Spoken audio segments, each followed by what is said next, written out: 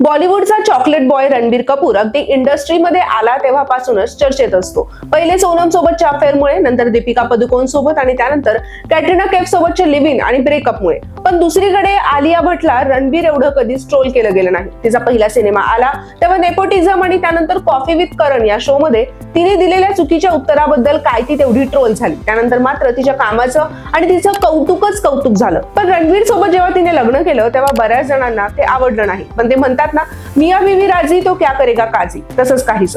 काय आहे यांची लव्ह स्टोरी आणि कसे भेटले हे दोघं एकमेकांना जाणून घेऊया त्या व्हिडिओतून. नमस्कार, मी अश्लेषा आणि तुम्ही पाहताय वन इंडिया मराठी. अभिनेत्री आलिया भट्टने 2013 मध्ये कॉफी विथ करणच्या शो मध्ये एका एपिसोड मध्ये सांगितलं की जेव्हा ती अवघ्या 11 वर्षांची होती तेव्हापासून तिचा रणबीर कपूर हा क्रश होता.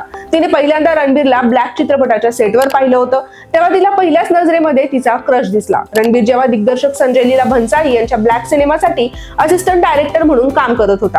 आलिया आणि रणबीरची लव्ह स्टोरी 2018 मध्ये ब्रह्मास्त्र चित्रपटाच्या सेटवरून सुरू झाली होती. या सिनेमाच्या सेटवरून त्यांची क्यूटवाली लव्ह स्टोरी खऱ्या अर्थाने सुरू झाली. फेब्रुवारी 2018 मध्ये या सिनेमाच्या शूटिंगला सुरुवात झाली. रणबीर कपूर आणि आलिया भट्ट या दोघांनी पहिल्यांदाच एक कपल प्रमाणे अभिनेत्री सोनम कपूरच्या लग्नाला हजेरी लावली होती. मे 2018 मध्ये झालेल्या सोनमच्या लग्नाला आलियाने लाईम ग्रीन रंगाचा सुंदर लेहंगा परिधान केला होता. त्यावेळी रणबीरने बंद गळ्याचा आकर्षक कुर्ता आणि पैजामा परिधान केला होता. रणबीर ही या लुक मध्ये स्मार्ट दिसत होता. या दोघांच्या लुकला चाहत्यांकडून भरपूर प्रसिद्धी आणि प्रेम सुद्धा मिळालं.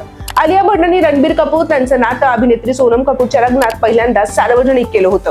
दोघेही त्यावेळी एकत्र नजरेस आले होते. दोघांचीही केमिस्ट्री अनेकांच्या पसंतीस पडली होती. रणबीरने त्यावेळी एका मुलाखतीमध्ये सांगितलं की तो आलिया भट्टला डेट करतोय. शिवाय आमचं नातं आता नवं आहे, त्यामुळे मी आत्ताच जास्त काही बोलू शकत नाही. तो असंही म्हणाला होता की माझी इच्छा आहे की आमचं नातं आणखी मजबूत व्हावं. आलियाने ही रणबीर कपूर सोबत असलेल्या त्यांच्या नात्याबद्दल म्हटलं की हे नातं नाही, ही एक सुंदर मैत्री आहे, कारण आम्ही दोघंही खूप प्रामाणिक आहोत. हे नातं खूप सुंदर आहे. मी 7व्या शिखरावर आहे. तो सतत शूटिंग मध्ये व्यस्त असतो, त्यामुळे आम्ही सध्या तरी आमच्या कामामुळे दोघंही व्यस्त आहोत. त्यामुळे आम्हाला एकमेकांना जास्त वेळ देता येत नाही. माझी इच्छा आहे की आमच्या नात्याला कुणाचीही नजर लागली नाही पाहिजे. दिवंगत अभिनेते ऋषी कपूर जेव्हा कॅन्सरने ग्रस्त होते तेव्हा आलिया त्यांना भेटायला न्यूयॉर्कला गेली होती. त्यावेळी त्यांच्या भेटीचे फोटो सुद्धा व्हायरल झाले होते.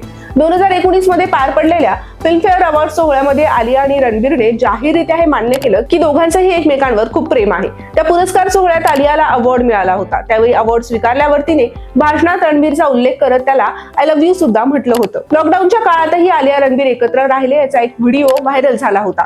एवढंच काय तर रणबीर ज्या टॉवर मध्ये राहतो तिथेच आलियाने तब्बल 32 कोटींचा एक फ्लॅट सुद्धा खरेदी केली असल्याची माहिती रिपोर्ट्स कडून मिळाली होती.